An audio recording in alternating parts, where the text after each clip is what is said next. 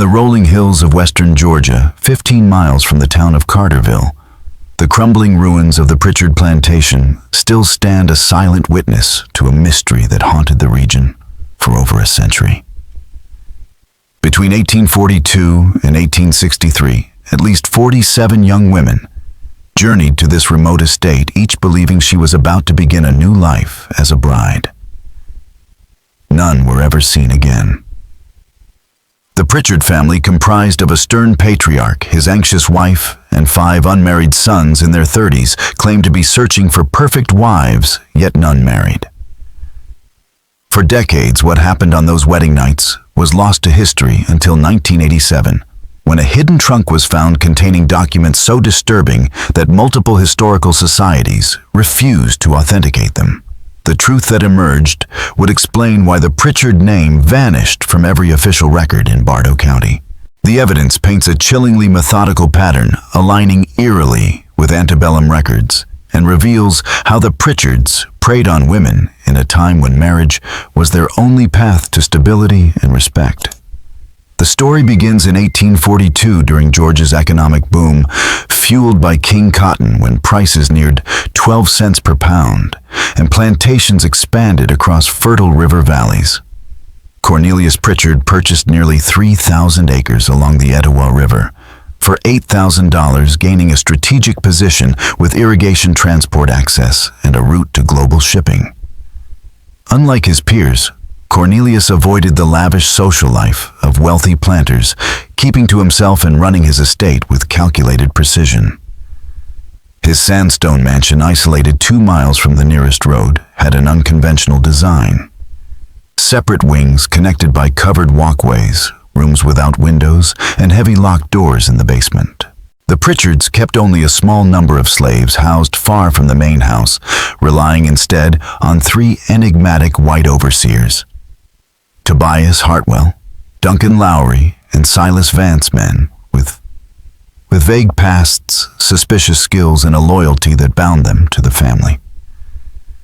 To the community, the Pritchards were distant but respectable, donating to local causes while concealing a darkness that would shock even seasoned historians.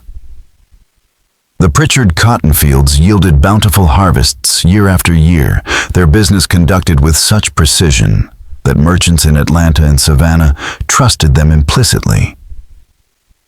Yet beneath this facade of respectability, there were habits that would later take on a far darker significance. The 5 brothers often embarked on long, solitary journeys, sometimes lasting months, claiming they were seeking business opportunities or visiting far-off relatives in Virginia, the Carolinas, or Tennessee. They never traveled together, always ensuring that at least 3 remained on the plantation. Upon returning, they spoke of promising marriage prospects. They had met young women of good character who were considering their proposals. When prominent matrons offered to introduce them to eligible women from Georgia's elite families, the Pritchards demurred, insisting they had already made suitable connections elsewhere and only needed time to cultivate them. This approach baffled local society figures like Mrs. Henrietta Cumberland, who later wrote in her diary that the brothers' courtship methods were not only unconventional, but potentially damaging to their standing, as Southern traditions relied on public introductions and family vetting. The first known case, in what would later be recognized as a chilling pattern, emerged in September 1843. Though historians now suspect earlier incidents had gone unnoticed because the family targeted women whose disappearances would attract little attention. That autumn, Jeremiah Pritchard, then 37, returned from Augusta with news of his intended bride, 19-year-old Sarah Peaton, the orphaned adjunct daughter of a blacksmith. According to Jeremiah's account, she was virtuous, pious, and skilled in domestic arts, with no significant family ties to distract her from building a life at the plantation. He claimed their meeting had been a chance encounter at church, and that her fragile sensibilities required privacy. The wedding, he insisted, would be a small family affair with a public celebration later. On the evening of September 23rd, a covered carriage arrived at the plantation just after sunset, driven not by a slave, but by overseer Tobias Hartwell. The heavy canvas hid the interior and the vehicle bore no markings, an odd choice for transporting a bride. For 3 days, the carriage remained on the property, no visitors allowed. No sounds of festivity heard from the main road. Jeremiah told neighbors that Sarah needed rest after her journey and was being privately welcomed into the family. Yet from her vantage point on a ridge bordering the estate, Mrs. Elelena Fairchild later recalled seeing strange activity during those nights. Observations that, when revealed more than a century later, would cast the Pritchard legacy in a sinister light. From her vantage point, Mrs. Fairchild noticed lanterns moving back and forth between the main house and a small outbuilding near the river. The movements deliberate and repetitive, more like work than a wedding celebration.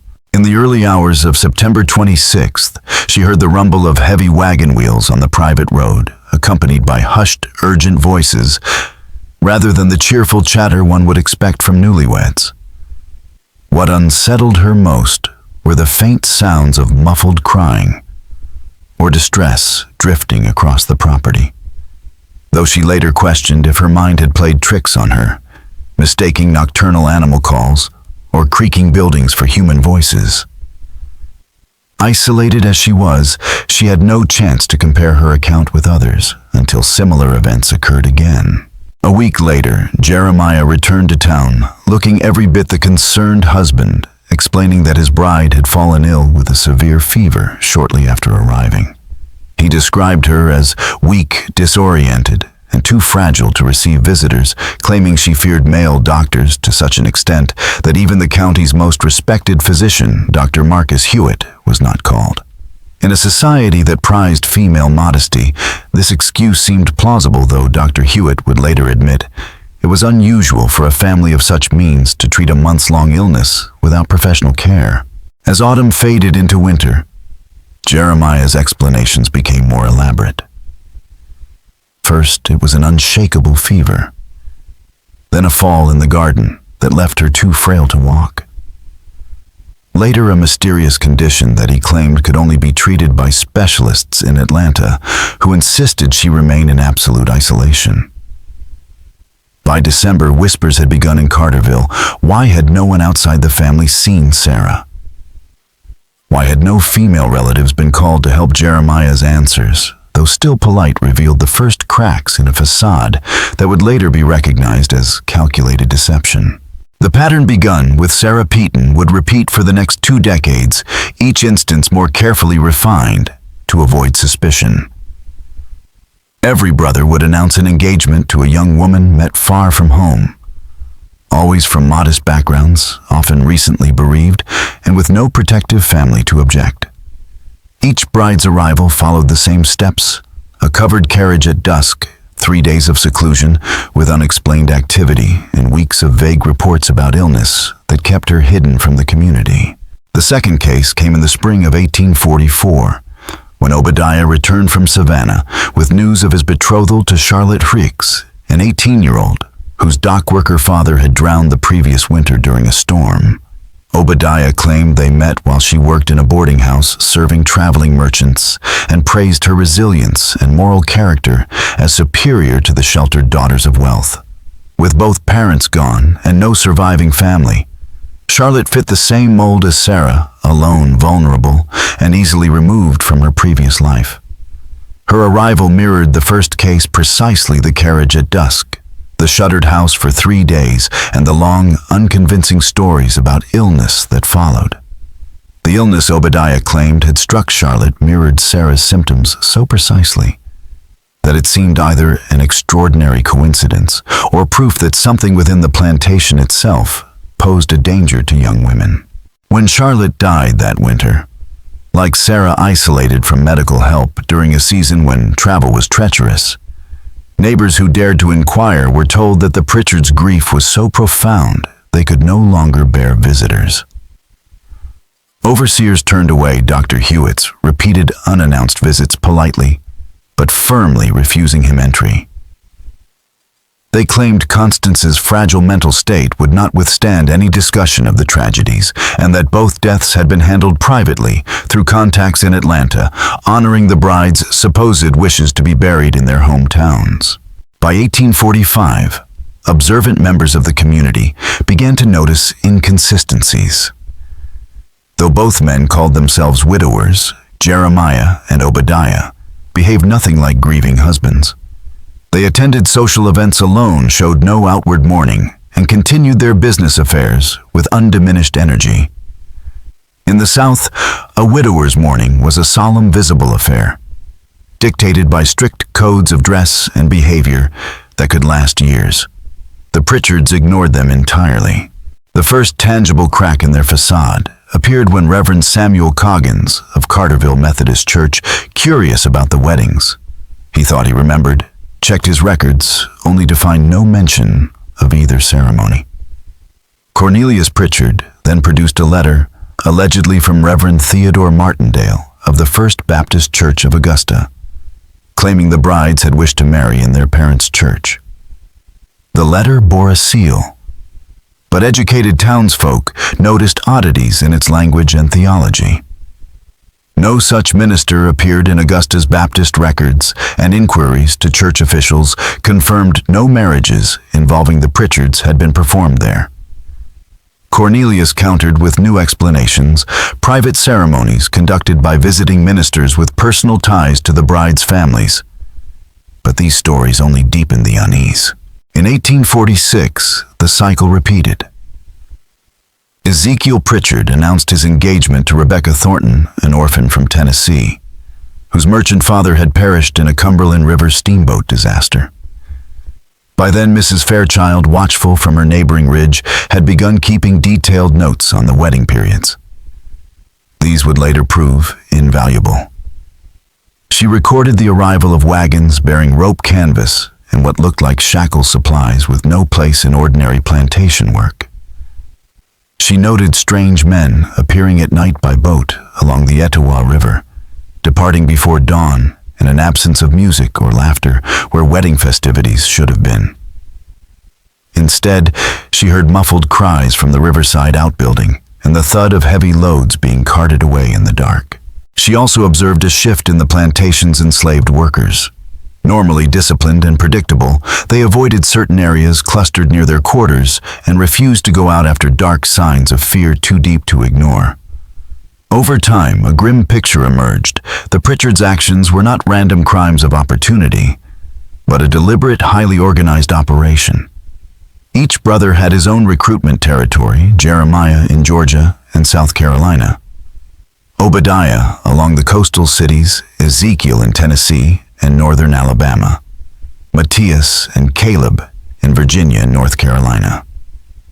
They targeted orphaned or destitute young women with no protective kin, exploiting the vulnerabilities of an era where a marriage proposal could mean the difference between security and ruin. For women with no family and no means, marriage to a wealthy plantation owner promised salvation from poverty, social ruin, and a future of uncertainty. The Pritchard brothers understood this all too well and honed their methods through years of calculated practice. They crafted public personas as prosperous but lonely men seeking genuine companionship, not fortune or status. In each targeted community, they played the part of respectable suitors, attending church services, engaging in local events, and building trust with merchants and officials who could vouch for their character. They stayed for weeks at a time, ensuring repeated casual encounters with their intended victims while keeping far from anyone who might look too closely at their past. They chose their brides, carefully orphans women from struggling families or those estranged from relatives due to scandal or hardship. These were women whose absence would stir only muted concern and rarely official investigation. In the antebellum South, with slow postal service and no telegraph lines in many rural areas, a woman who left home for a distant marriage often disappeared entirely from her old life. The brothers exploited these gaps, timing their marriages to coincide with natural breaks in correspondence, so that months might pass before anyone noticed the silence. Every action was calculated to appear reasonable. Their slow, selective courtships explained their bachelorhood and constant travel. Their reputation for high standards made their pickiness seem virtuous. The plantation's isolation 2 miles from the nearest road and designed to conceal sound and activity gave them the privacy they needed. Slave quarters were positioned far from the main house, and outbuildings shielded the river landing from view. Within this hidden sphere, their overseers became indispensable partners, managing the logistics that kept the operation running smoothly. Years later, records revealed the overseer's criminal connections. Duncan Lowry's work in Tennessee shipping circles had given him insider knowledge of discreet Caribbean trade routes and schedules. Silas Vance, once a wagon driver linking Georgia to Tennessee and Virginia, knew every back-road ferry crossing and safe house where questions wouldn't be asked. Tobias Hartwell's river navigation expertise allowed precise coordination of transfers to Alabama, where victims could be moved into wider shipping networks without trace. By 1848, the scheme had grown more sophisticated. The fourth marriage involved Matthias Pritchard and Elizabeth Harper of Lynchburg, Virginia. The daughter of a failed tobacco merchant, whose distant relatives had all but cast her out, Matthias claimed they met through tobacco trade business, wooed her through months of correspondence, and convinced her to come to Georgia for a secure new life. Mrs. Fairchild's watchful eyes caught details others missed. During Elizabeth's arrival, she noted construction near the river outbuilding, an underground chamber hidden by heavy stones, accessible only if one knew exactly where to look. It was the clearest sign yet that the Pritchards' activities were far more organized and far more sinister than anyone had dared to imagine. In the weeks before Elizabeth Harper's arrival, wagons began arriving at the Pritchard plantation under cover of darkness, delivering supplies that vanished directly into the newly built underground chamber. The deliveries included lumber metal hardware and lengths of chain materials that made no sense for either wedding preparations or ordinary plantation work. When Elizabeth's so-called wedding took place, the 3 days that followed were marked not by music or laughter, but by the muffled sound of voices rising from beneath the ground. The noises suggested more than one captive, and the movements Mrs. Fairchild observed hinted that the bride was not the only person being held there. The truth of what lay beneath the river outbuilding came years later through the testimony of James Mullins, a former slave from the neighboring Williamson plantation, who occasionally worked at the Pritchards' estate during peak harvests. After escaping in 1849, Mullins recounted his experiences to Union officials during the Civil War, in a statement kept classified until 1963. He described a hidden facility of stone-lined cells, each equipped with chains, restraints, and drainage systems meant to wash away traces of their use. The construction was designed for long-term confinement, its heavy walls muffling any cries for help. Mullins had seen young women dazed, weak, and moving with unnatural slowness, escorted under guard between the main house and the dungeon. The overseers, always armed, treated the captives with the cold precision of handlers controlling dangerous cargo. Mullins believed the women were drugged, their disorientation the result of laudanum or other sedatives meant to break their will before transport. The most chilling detail came from what he witnessed on the river.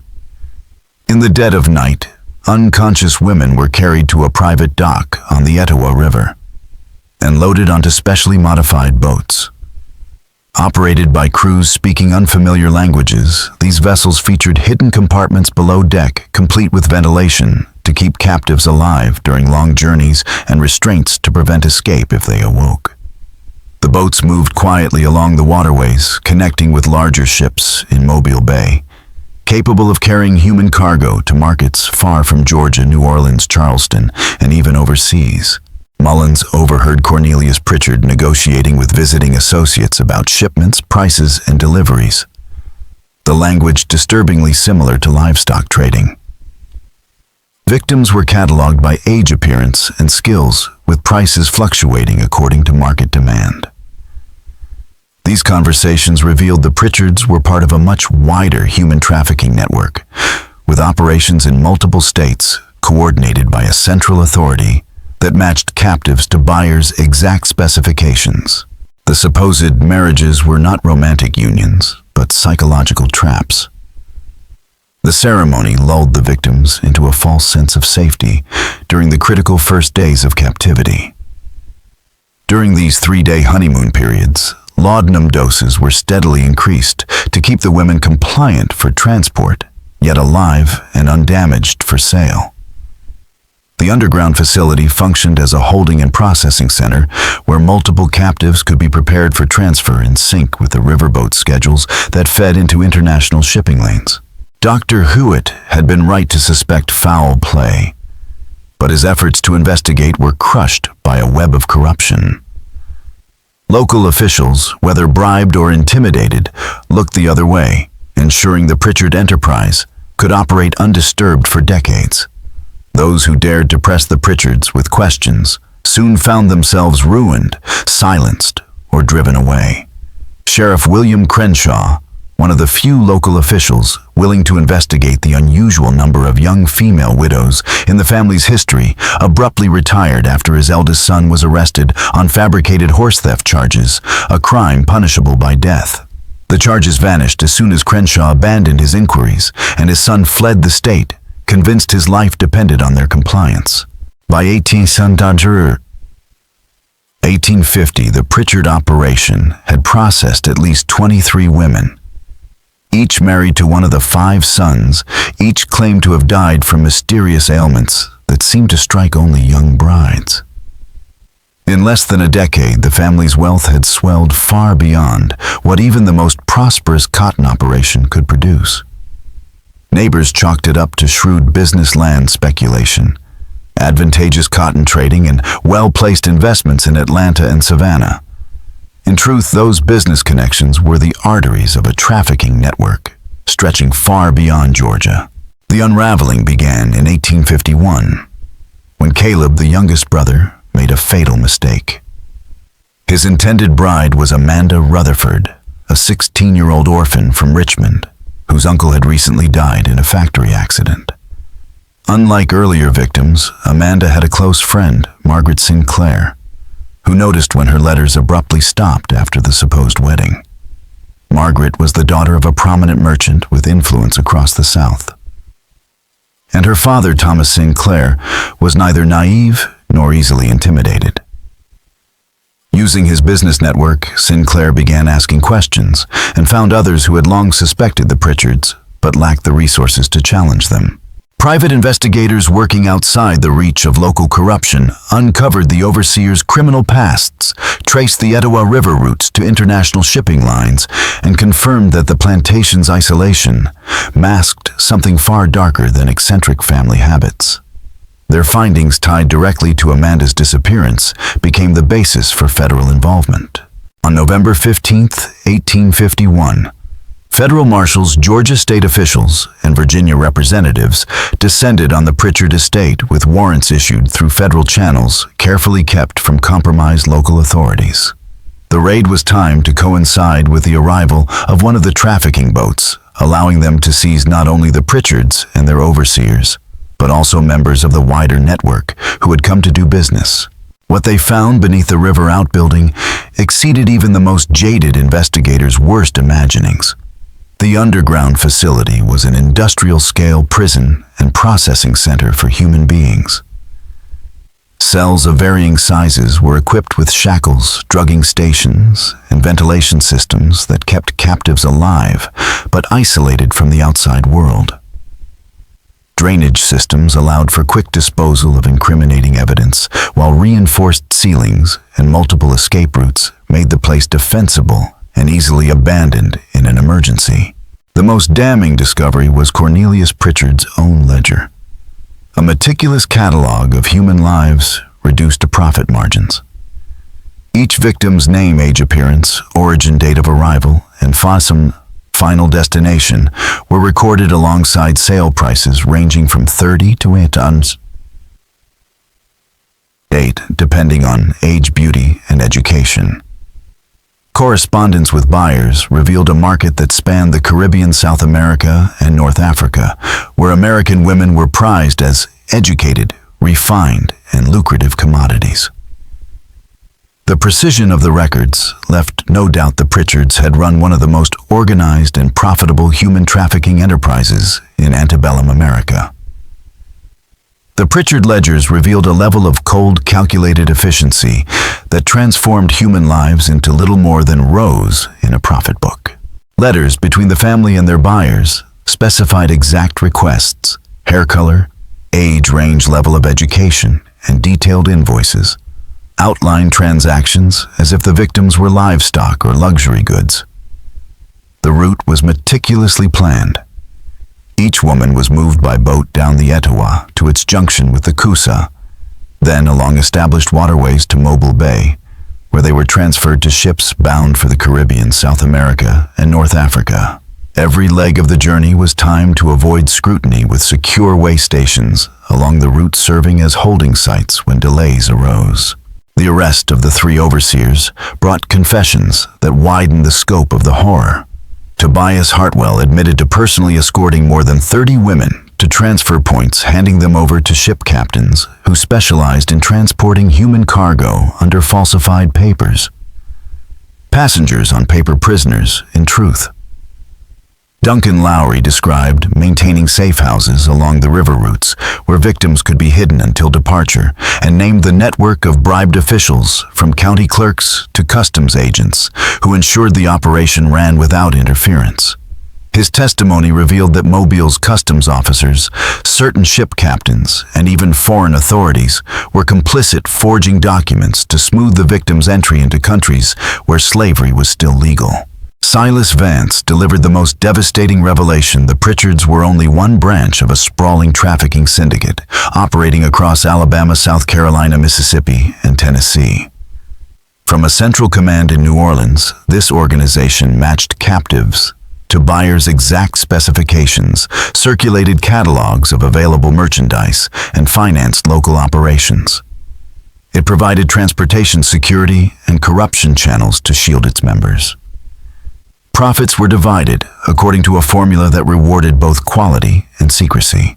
Inside the underground chambers, investigators found a chilling collection of personal effects. Rings, necklaces, embroidered handkerchiefs, faded letters, and locks of hair. These were not just trophies, but evidence trails to counter buyer disputes or enforce debts. The chemical operation was equally organized.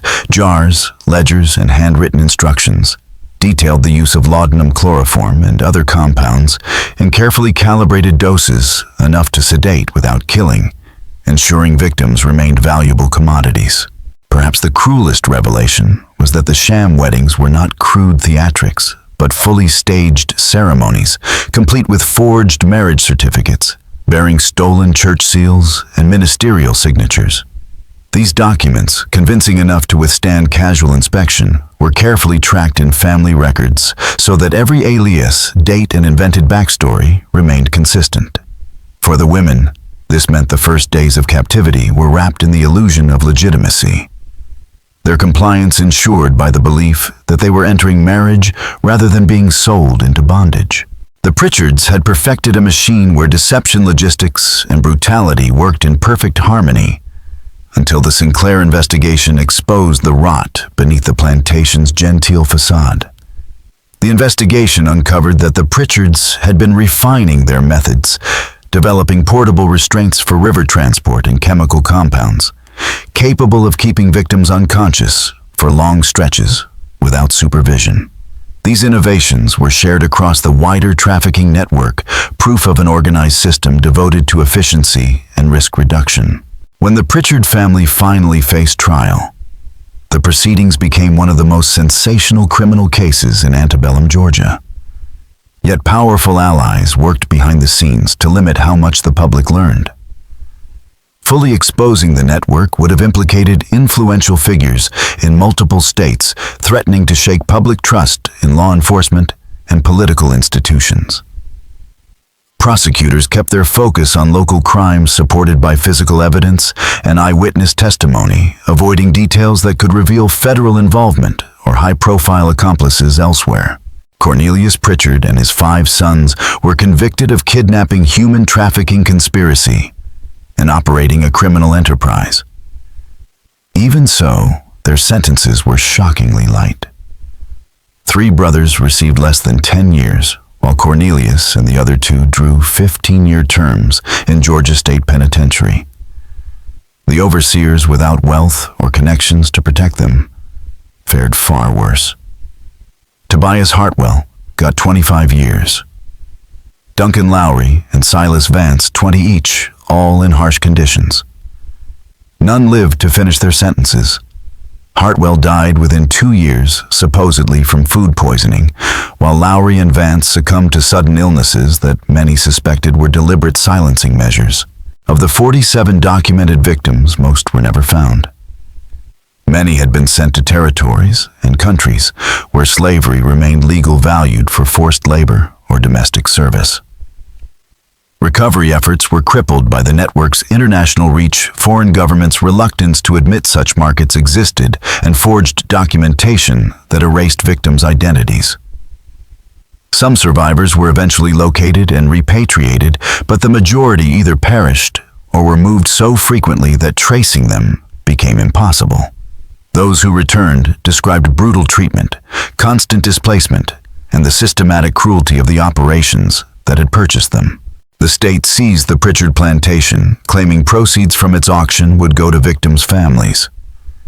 In reality, accounting irregularities and legal maneuvers ensured little to nothing reached them.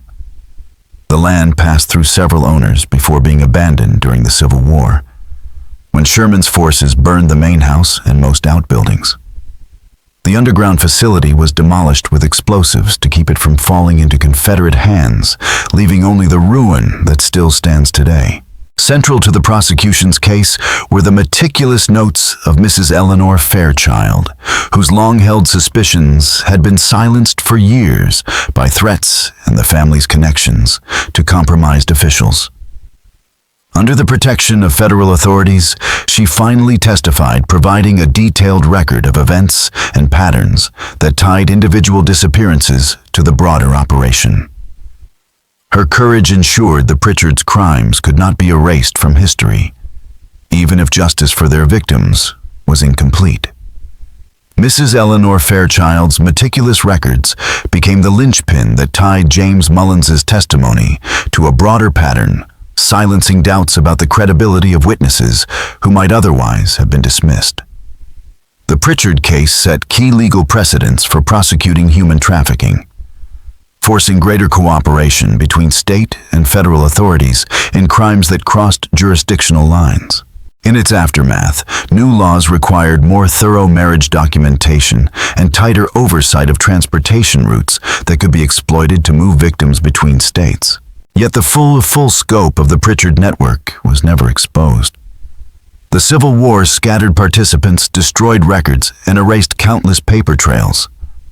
Even so, a trunk discovered in 1987 revealed the Georgia operation was only one branch of a sprawling mid-19th century enterprise stretching throughout the Americas. Inside were letters to foreign buyers, ledgers detailing profits, and instructions for handling captives, evidence of an organized system that thrived on political instability, weak law enforcement, and the desperation of women seeking security through marriage. Historians now estimate the true number of victims may have exceeded 100 when unreported cases and linked operations are considered. The human toll was incalculable. Survivors carried lifelong scars, and the trauma rippled across generations.